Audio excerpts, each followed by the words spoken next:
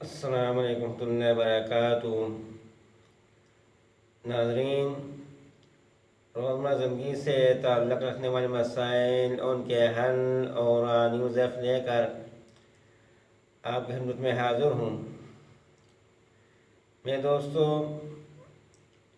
आज मैं आपको ये बताऊँगा कि इंसान अपनी ज़िंदगी का दिन किस तरह मनाए कि जिस दिन वो पैदा हुआ।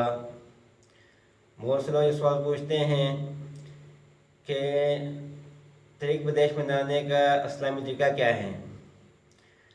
मैं दोस्तों, लोग जो सालगिरह मनाते हैं, इसका मानी क्या है। सालगिरह, इसके दो मतलब हैं।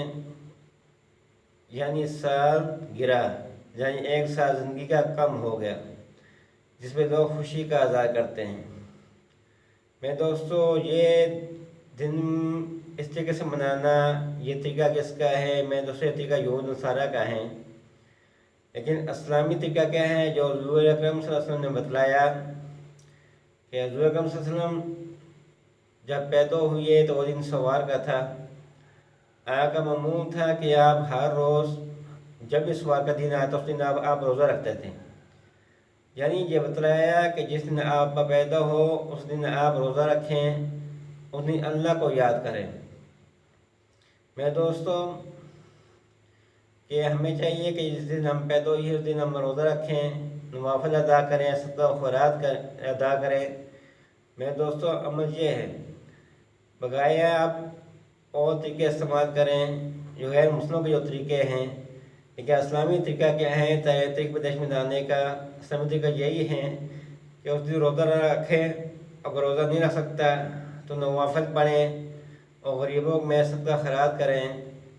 और ये सोचें कि मेरा ज़िंदगी का एक साल पूरा हो गया, मैंने इस साल अल्लाह के कौन से अहकामात माने हैं और कौन से छोड़े हैं।